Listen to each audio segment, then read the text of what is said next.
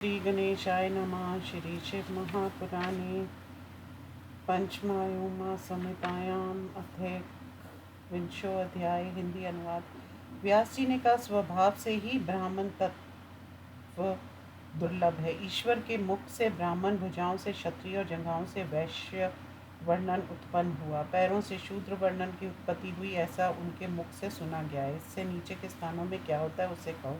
सुनत कुमार जी ने कहा, हे व्यास जी, पाप कम करने से मनुष्य अपने स्थान से गिर जाते हैं। पंडित को चाहिए कि वह उत्तम स्थान को पाकर उसकी रक्षा करे। जो ब्राह्मणत्व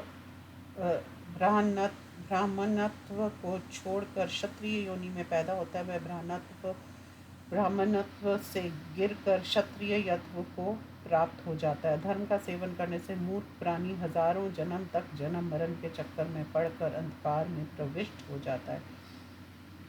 इसलिए उत्तम स्थान को पाकर कभी प्रमाद न करे, न उसका नाश करे। भले ही कष्ट उठाना पड़े, परंतु अपने स्थान की सदा रक्षा करे। उत्तम ब्राह्मणत्व को पाकर उसका अपमान करता है, क्या खाना चाहिए क्या नहीं खाना चाहिए ये नहीं जानता, वह पुरुष क्षत्रिय होता है। बुद्धिमान शूद्र जिस कर्म से उत्तम वैश्य वर्ण का हो जाता है, वह मैं सब तुमसे कहता हूँ। शास्त्रों में जो शूद्र कर्म कहा है, शूद्र होकर उसे शूद्र को करना चाहिए। तीनों वर्णों को अपने वर्ण धर्मों का प्रतिदिन पालन करना चाहिए। इच्छा करने वाला शूद्र भी वैश्यता को प्राप्त कर लेता है। जो वैश्य अपने धन से यथाविधि हवन करता है, अग्निहोत्र करके शेष अन्न का भोजन करता है, वह निस्संदेह क्षत्रिय कुल में जन्म लेता है। जो क्षत्रिय संस्कार युक्त होकर दक्षिणा सहित यज्ञों को स्वर्ग प्राप्ति की इच्छा से अग्निहोत्र तथा स्वाध्याय को करता है, जो हाथ पैर धोकर धर्म से प्रतिदिन पृथ्वी का पालन करता है तथा ऋतुकाल में स्त्री सहवास करता है, जो ब्राह्मण क्षत्रिय वैश्य का सदा स्वागत करता है, प्राणियों को दान देता है, गायों एवं ब्राह्मणों की रक्षा के लिए युद्ध करता है, इन कर्मों से अग्निहोत्र तथा मंत्र से पवित्र क्षत्रिय ब्राह्मण हो जाता है। इस प्रकार ब्राह्मण होकर वह यज्ञ कराने का अधिकारी भी हो जाता है।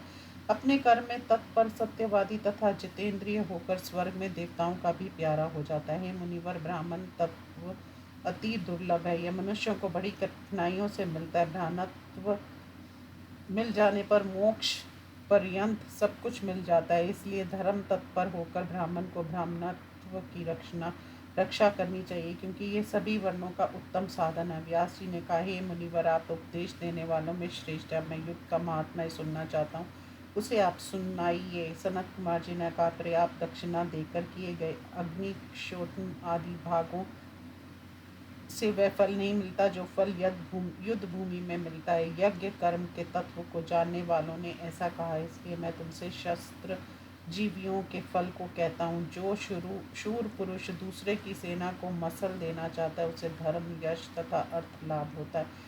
जो मनुष्य अपने सामने दान दक्षिणा देकर युद्ध के वाहन पर चढ़ता है, उसे धर्म, अर्थ, काम तथा दक्षिणा सहित किए हुए यज्ञ का फल मिलता है। वह विजयी होकर 4 अश्वमेध यज्ञों का फल पाता है, अंत में विष्णु लोक में जाता है। जो शस्त्र के लिए हुए युद्ध भूमि में मर जाता है, वह शूर स्वर्ग से नहीं लौटता। राजा, राजपुत्र या सेनापति जो भी क्षत्रिय शूर से मारा गया हो, उसे अक्षय लोक की प्राप्ति होती है। महायुद्ध में शूर के जितने रोम शस्त्र से कटते हैं, वह उसने सर्व कामप्रद अक्षय लोकों को प्राप्त होता है। व्यास जी, वीरासन, वीरश्य या वीर स्थान की स्थिति इस लोक तथा परलोक में सदा स्थिर रहती है।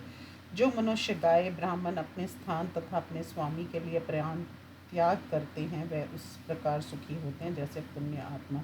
जो कोई स्वामी के लिए युद्ध में ब्राह्मण को मार कर बाद में स्वयं मर जाता है, वह भी स्वर्ग में से नहीं लौटता। युद्ध में कर्वयाद तथा दंतियों के मारे गए वीर की तथा ब्राह्मण एवं स्वामी के लिए मरे हुए की भी उत्तम गति होती है। समर्थ पुरुष सैकड़ों यज्ञ कर सकता है, किंतु युद्ध में जाकर अपने प्राणों को छोड़ना कठिन है। सभी वर्णों के लिए, विशेष करके क्षत्रिय के लिए, सभी प्रकार से युद्ध पुण्य तथा सुंदर रूप को देने वाला है। अब मैं सनातन युद्ध धर्म को कहता हूँ, जैसे व्यक्ति को मारना चाहिए और जैसे को छोड़ देना चाहिए। वेदांती ब्राह्मण यदि आतताई है और वह मारने के लिए आ रहा है, तो उसे मार देना चाहिए। उसे मारने से ब्रह्मा हत्या नहीं लगती है। व्यास जी, यदि मारने योग्य व्यक्ति पानी मांगता है तो उसे ना मारे। युद्ध में रोगियों को मारने वाला मनुष्य ब्राह्मण घाती होता है। रोगी, दुर्बल बालक, स्त्री, अनाथ, कृपण, कंजूस, स्थिर, टूटे हुए धनुष वाले तथा धनुष की डोरी टूटे हुए पुरुष को मारने वाले ब्रह्माघाती होते हैं। जो बुद्धिमान पुरुष इस प्रकार विचार कर युद्ध करता है वह अपने जन्म को सफल करके इस लोक तथा परलोक में आनंदित होता है। इस प्रकार श्री शिव महापुराण में रनफल वर्णन नामक 21वां अध्याय समाप्त। ओम नमः शिवाय।